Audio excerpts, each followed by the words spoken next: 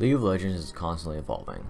New metas, new champions, new strategies, new competition, new stakes.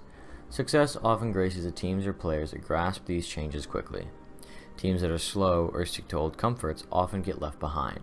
If teams want to be the best in the world, they have to adapt quickly, not just outside of the game, but on Summer's Rift as well. When the League of Legends World Championship arrives, one thing is always being discussed: which of the 4 major regions will hoist the Summoners Cup, the most coveted award in League of Legends history. The 4 major regions are currently North America, Europe, Korea, and China. North America fails to get very far, always ending in disappointment. Europe has come within arm's length of acquiring the Summoners Cup 2 years in a row, but fell short both times. Korea, widely considered the best region, has hoisted the cup 6 times out of the 10 total tournament. Then there is China, the biggest, most competitive, and most aggressive region.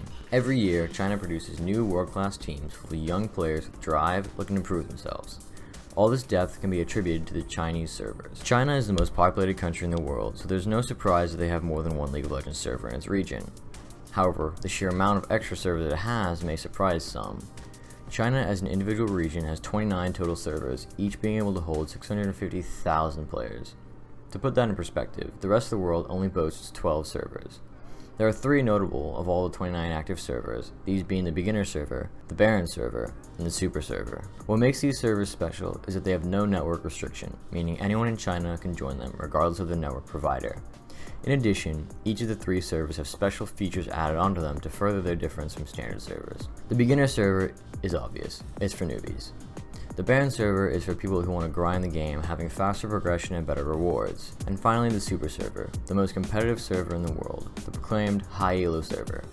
That is because to join this server, a player must already have an account that is Diamond 2 or higher on another server. If a summoner manages to grind enough to be privileged with entry into this server, they have to grind even more to stay active. If a player does not play more than 24 games a month, they are removed from the server. Now that may seem easy for some, but there is a catch.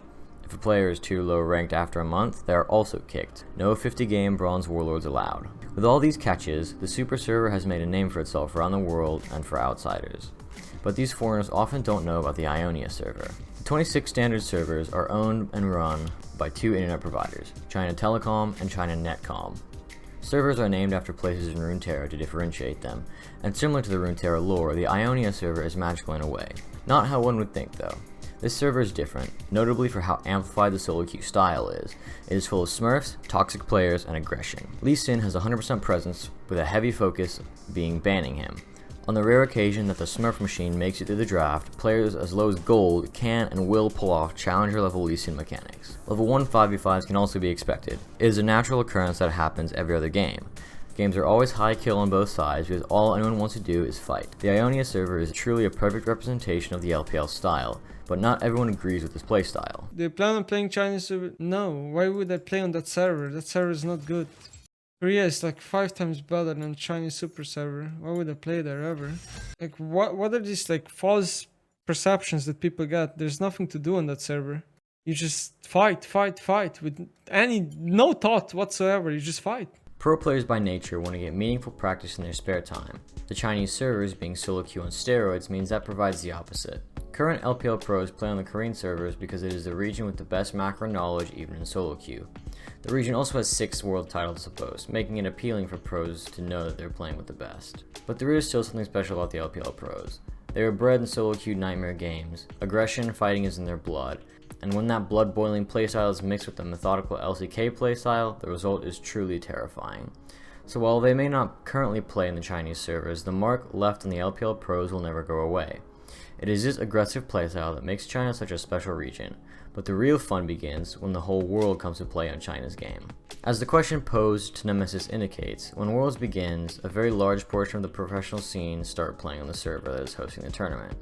Last year, we saw the revival of the official Chinese super server as pros from all regions played and climbed the ladder on the server.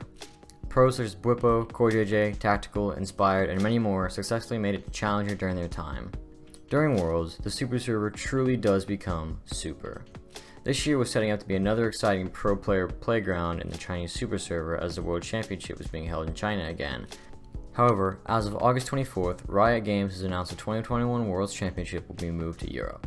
So for now, the official super server will go back to being a facade, sheltering the secret of Ionia server. But the next time the World Championship comes to China, get ready for the Super Server to explode pro players and Chinese solo queue talent.